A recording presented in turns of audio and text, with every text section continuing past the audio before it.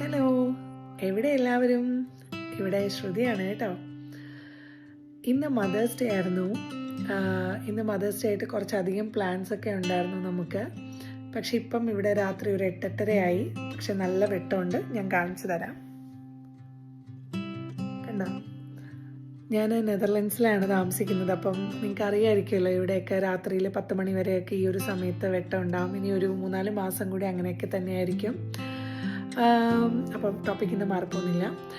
അപ്പോൾ ഇന്ന് mothers day ആയിട്ട് രാവിലെ കുറേ അധികം പ്ലാനൊക്കെ ആയിട്ടാണ് ഞങ്ങൾ ഇരുന്നത്. പ്രത്യേകിച്ച് എൻ്റെ മക്കൾ 2 പേരും അവർ വെള്ളിയാഴ്ച തന്നെ സ്കൂളിൽ നിന്ന് വന്നപ്പോഴേക്കും മദേഴ്സ് ഡേക്ക് കുറേ സർപ്രൈസൊക്കെ ആക്കിക്കൊണ്ടാണ് വന്നത്, സ്കൂളിൽ നിന്ന് ടീച്ചേഴ്സിൻ്റെ ഹെൽപ്പോട് കൂടിയിട്ട്. അപ്പോൾ ഇന്ന് റിയൽ മദേഴ്സ് ഡേ ആണ്. അപ്പോൾ ഇന്ന് നമുക്ക് അമ്മ ഇങ്ങനെ പ്ലാൻ ചെയ്യണം എന്നൊക്കെ പറഞ്ഞ് അവരുടെ കോയിൻ ബോക്സിനകത്തു നിന്നുള്ള പൈസയൊക്കെ എടുത്ത് എനിക്ക് എന്തൊക്കെയോ ഗിഫ്റ്റൊക്കെ മേടിച്ച് തരാനും ഒക്കെ ആയിട്ട് അവർ പ്ലാൻ ചെയ്യായിരുന്നു. അങ്ങനെ രാവിലെ ഞങ്ങൾ ഇറങ്ങിയതാണ്. ഇവിടെ അടുത്തൊരു പാൻ കേക്ക് ഹൗസ് ഉണ്ട്. അപ്പോൾ ഞാനും മക്കൾ മാത്രമായിട്ട് ഇന്ന് അങ്ങനെ ഒരു ദിവസം അവിടെ സ്പെൻഡ് ചെയ്യാമെന്ന് വിചാരിച്ചാണ്. അവിടെ ഒരുപാട് കളിക്കാനൊക്കെയുള്ള സ്ഥലമുണ്ട്, ഫുഡ് കഴിക്കാനും ഒക്കെ ആയിട്ട് നല്ലൊരു ആംബിയൻസ് ഉള്ളൊരു സ്ഥലമാണ്. അപ്പോൾ അങ്ങോട്ടൊക്കെ പോകാൻ നമ്മൾ അങ്ങനെ ഇറങ്ങിയതാണ്. പക്ഷെ ഉച്ചയായപ്പോഴേക്കും നമുക്ക് പരിചയമുള്ള ഒരുപാട് വർഷമായിട്ട് അറിയുന്ന ഒരാൾ, മലയാളിയാണ്, ഇവിടെ ആംസ്റ്റർഡാമിൽ ഉണ്ടായിരുന്ന ആളുടെ പെട്ടെന്ന് കാർഡിയക് അറസ്റ്റ് വന്ന് മരിച്ചു.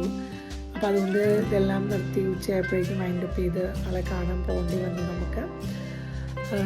അപ്പോൾ പോയിട്ട് വന്നത് ആകെ മനസ്സിനൊരു സുഖമില്ലാതെയാണ്.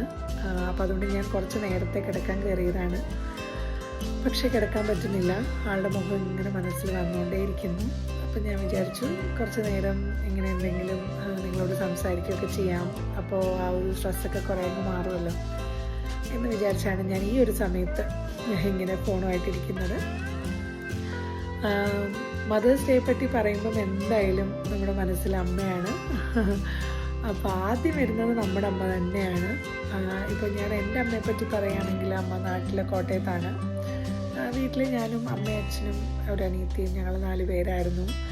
അമ്മ അങ്ങനെ കുഞ്ഞുനാളിലൊന്നും അങ്ങനെ ഒരുപാട് അഫെക്ഷൻ കാണിക്കുന്ന ഒരു അമ്മയല്ലായിരുന്നു കൊച്ചിലെയൊന്നും. പിന്നെ എന്തെങ്കിലും കുരുത്തക്കേട് കാണിച്ചു കഴിഞ്ഞാൽ അപ്പം തന്നെ അച്ഛനോട് പോയി പറഞ്ഞു കൊടുത്ത് നമുക്ക് വഴക്ക് മേടിച്ച് തരുമൊക്കെ ചെയ്യായിരുന്നു. പിന്നെ ടീനേജൊക്കെ ആയ സമയമായപ്പോഴേക്കും അമ്മയാണ് നമ്മളുടെ ഏറ്റവും വലിയ ശത്രു. നമ്മൾ എന്ത് ചെയ്താലും അമ്മ വേണ്ടെന്ന് പറയും. അപ്പോൾ അതൊക്കെ നമ്മളെ ഭയങ്കരമായിട്ട് നമുക്ക് ഏറ്റവും കൂടുതൽ ഫ്രസ്ട്രേഷനും ദേഷ്യമൊക്കെ ഉണ്ടാകുന്ന സമയമാണല്ലോ അത്. അപ്പോൾ നമ്മൾ എങ്ങനെയാണോ അത് അങ്ങനെ തന്നെ യാതൊരു ഒളിയും പറയും ഇല്ലാതെ നമ്മൾ പ്രകടിപ്പിക്കുന്നത് നമ്മുടെ അമ്മയുടെ അടുത്താണ് അല്ലേ. നമുക്കുള്ള എല്ലാ ദേഷ്യവും നമ്മുടെ എന്ത് തോന്നലുകളാണെങ്കിലും നമ്മൾ അങ്ങ് പറയും അമ്മയുടെ അടുത്ത്. കാരണം എനിക്ക് തോന്നുന്നു വേറെ ആരും അമ്മയുടെ അത്രയും നമ്മൾ ടോളറേറ്റ് ചെയ്യത്തില്ലല്ലോ. അപ്പോൾ അതുകൊണ്ട് നമ്മളുടെ ഒരു തനി സ്വഭാവം നമ്മൾ ഏറ്റവും കൂടുതൽ പുറത്ത് കാണിക്കുന്നത് നമ്മുടെ സ്വന്തം അമ്മയുടെ അടുത്താണ്. പിന്നെ അമ്മയെന്ന് ചിന്തിക്കുമ്പോൾ എനിക്ക് മനസ്സിൽ വരുന്നത് ഒരുപാട് നല്ല ടീച്ചേഴ്സാണ് എനിക്ക്. കാരണം നമ്മൾ വളർന്നു വരുന്ന ആ ഒരു സമയത്ത് എനിക്ക് അതിനുള്ള ഒരുപാട് ഭാഗ്യം ഉണ്ടായിട്ടുണ്ട്. എൻ്റെ സ്കൂൾ, +2, ഡിഗ്രിക്ക് പഠിക്കുമ്പോൾ, എൻ്റെ MBAക്ക് പഠിക്കുമ്പോഴൊക്കെ എനിക്ക് കുറച്ചധികം ടീച്ചേഴ്സ് ഉണ്ടായിട്ടുണ്ട്. മോളെപ്പോലെ തന്നെ, അല്ലെങ്കിൽ സ്വന്തം മോളെപ്പോലെ എന്നോട് സ്നേഹം കാണിച്ചിട്ടുള്ള കുറച്ചധികം ടീച്ചേഴ്സിനെ എനിക്ക് ഉണ്ടായിട്ടുണ്ട്. അതിലൊരാൾ ഈ അടുത്ത് നമ്മളെ വിട്ടു പോയിരുന്നു. ആൻസി മിസ് എൻ്റെ +2ൻ്റെ ടീച്ചറായിരുന്നു. എന്തിനെന്നറിയാതെ, എന്ത് കാരണത്തിനെന്നറിയാതെ ഒരുപാട് സ്നേഹം കാണിച്ചിട്ടുണ്ടായിരുന്ന എൻ്റെ ഒരു ടീച്ചറാണ് ആൻസി മിസ്. ഈ അടുത്ത് 2 ആഴ്ചയുള്ളൂ മിസ് പോയിട്ട്. അപ്പോൾ അങ്ങനെ ഒരുപാട് നല്ല ടീച്ചേഴ്സാണ്. പിന്നെ അമ്മ എന്ന് പറയുമ്പോൾ ആ ഒരു സ്ഥാനത്ത് നമുക്ക് മനസ്സിൽ വരുന്നത്. പിന്നെ എനിക്ക് അടുത്ത ഒരു അമ്മ എന്ന് പറയുന്നത് കല്യാണം കഴിഞ്ഞിട്ട് അപ്പൂൻ്റെ അമ്മയായിരുന്നു, എൻ്റെ ഹസ്ബൻഡിൻ്റെ അമ്മ. അമ്മയായിട്ട് പറഞ്ഞ കണക്കാണ് എല്ലാ ദിവസവും ഒരു 1.5 മണിക്കൂർ സംസാരിക്കുമായിരുന്നു. പ്രത്യേകിച്ച് എനിക്ക് മക്കളുണ്ടായതിന് ശേഷം. അതിന് മുൻപും ഉണ്ടായിരുന്നു, എന്നാലും വളരെ കൂടുതലായിരുന്നു അതിന് ശേഷം. പക്ഷേ ഇപ്പോൾ 2-2.5 വർഷമായി അമ്മ നമ്മുടെ കൂടെ ഇല്ല, അമ്മ മരിച്ചു. അപ്പോൾ ആ ഒരു ഗ്യാപ്പ് അതിഭയങ്കരമാണ്. എനിക്കതിൽ നിന്ന് റിക്കവർ ആകാനായിട്ട് ഒരുപാട് സമയമെടുത്ത് ഇപ്പോഴും അമ്മയെപ്പറ്റി ആലോചിക്കുമ്പോഴേ സങ്കടമാണ്. അപ്പം ഒരാളുള്ളപ്പോൾ നമ്മൾ അതിൻ്റെ വില അറിയത്തില്ല എന്ന് പറയുന്നത് വളരെ സത്യമാണ്.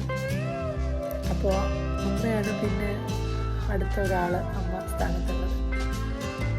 അപ്പോൾ ഇങ്ങനെ ഒരുപാട് അമ്മമാരുടെ ആ ഒരു അമ്മമാരെ പോലെയുള്ള സ്നേഹം നമുക്ക് നമുക്ക് മനസ്സിൽ വരും ഈ മദേഴ്സ് ഡേ എന്ന് പറയുമ്പോൾ അല്ലേ.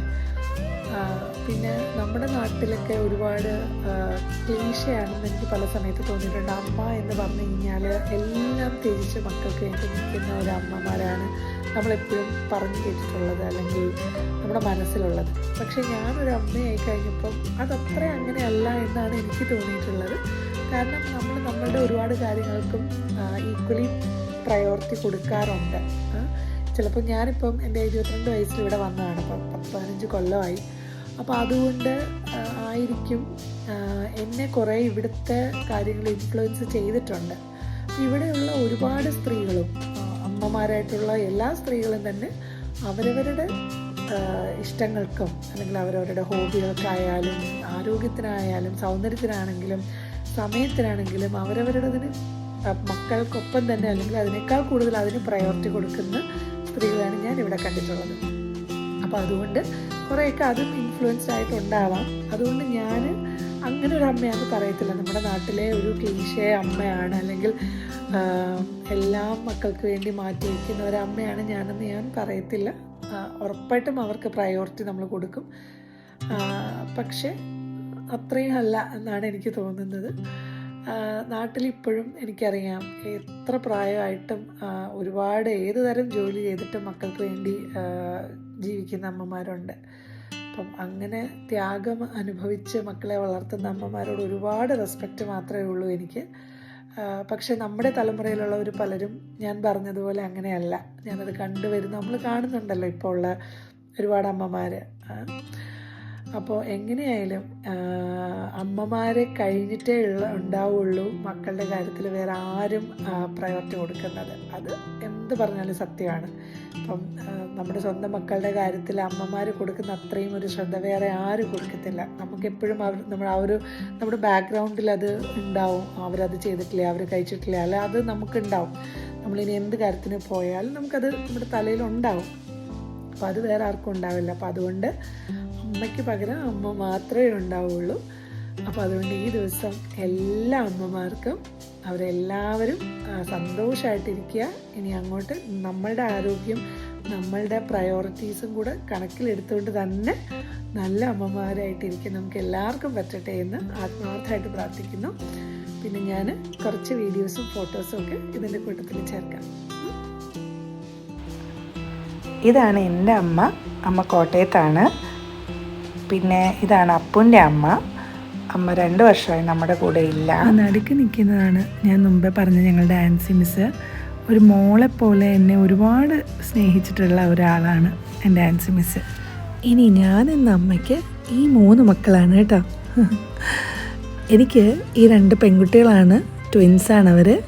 പിന്നെ ഈ നടുക്ക് നിൽക്കുന്നത് എൻ്റെ അനിയത്തിൻ്റെ മോനാണ് അദ്രിക്കുട്ടൻ. ഇവർ തമ്മിൽ 5 ദിവസത്തെ വ്യത്യാസമുള്ളൂ കേട്ടോ. 5 ദിവസത്തിന് മൂത്തതാണ് എൻ്റെ മക്കൾ. എനിക്കിവർ 3 പേരും ഒരുപോലെയാണ്. അവൻ എൻ്റെ കൂടെയല്ല താമസിക്കുന്നതെന്ന് മാത്രമേ ഉള്ളൂ. എനിക്കെപ്പോഴും അങ്ങനെ തോന്നാറുള്ളൂ. ഒരു കാര്യം കൂടെ പറയട്ടെ. നമ്മൾ മലയാളികൾക്ക് എല്ലാവർക്കും അമ്മയെപ്പറ്റി ആലോചിക്കുമ്പോൾ, താരാട്ട് പാട്ടുകളെ പറ്റി ആലോചിക്കുമ്പോഴൊക്കെ ഓർമ്മ വരുന്ന ഒരുപാട് മലയാളം പാട്ടുകളുണ്ടല്ലേ. അപ്പോൾ ആ മലയാളം പാട്ടുകളിൽ ഒരു 80% പാടിയിട്ടുള്ളത് KS ചിത്ര എന്ന ഒരു ലിവിങ് ലെജൻഡാണ്. നമ്മളുടെ മലയാളത്തിൻ്റെ സ്വന്തം വാനമ്പാടി. കഴിഞ്ഞ വർഷം ഈ ഒരു സമയത്ത് എനിക്ക് ചിത്രാമ്മയുടെ കൂടെ ഒരു 2 ദിവസം കുറച്ചധികം സമയം സ്പെൻഡ് ചെയ്യാനായിട്ടുള്ളൊരു ഭാഗ്യം കിട്ടിയിട്ടുണ്ടായിരുന്നു.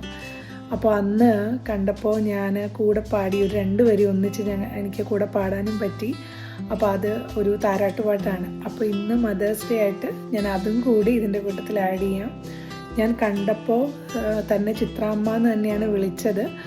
എന്നോടും ഒരു മോളെപ്പോലെയാണ് ആ ഒരു സ്നേഹം കാണിച്ചതൊക്കെ.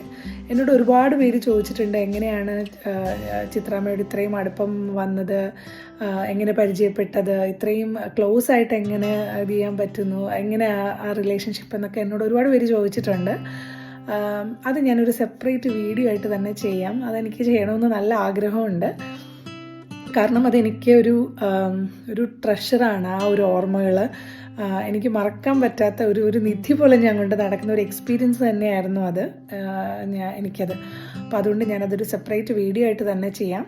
പക്ഷേ ഇത് ഞാൻ ചിത്രാമ്മയായിട്ട് കണ്ടപ്പോൾ ആദ്യം ഒന്നിച്ചിരുന്ന് എനിക്ക് പാടാൻ പറ്റിയ ആ 2 വരിയും കൂടെ ഞാൻ ഇതിൻ്റെ കൂട്ടത്തിൽ ആഡ് ചെയ്യും. അതൊരു താരാട്ടുപാട്ടാണ്, അപ്പോൾ അതും കൂടി ആഡ് ചെയ്യാം. നിങ്ങളൊന്ന് കേട്ട് നോക്കുക കേട്ടോ. ഏതോ വാർമുകിലിൻ കിനാവിലെ മുത്തായി നീ വന്നു,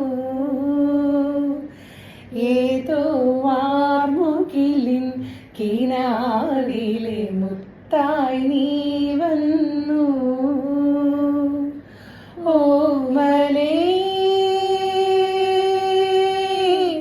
ജീവനിൽ അമൃതികാനായി വീണ്ടും നിന്നിലെ തോർമകളായി കിനാവിൽ മുത്തേ നീ വന്നു.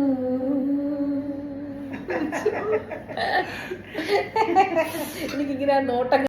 ചിത്രാമ്മയുടെ കൂടെ പാടാൻ ഭാഗ്യം കിട്ടിയ ഈ ഒരു പാട്ട് നമുക്ക് എല്ലാവർക്കും ഒരുപാട് ഇഷ്ടപ്പെട്ട ഒരു താരാട്ടുപാട്ടായതുകൊണ്ടാണ് ഞാൻ ഇതും കൂടി ഇൻക്ലൂഡ് ചെയ്തത്. ഇത് അത്യാവശ്യം ഒരു ലെങ്തി വീഡിയോ ആയി പോയതുകൊണ്ട് ബാക്കി വിശേഷങ്ങൾ ഞാനൊരു സെക്കൻഡ് പാർട്ടായിട്ട് അപ്ലോഡ് ചെയ്യാം.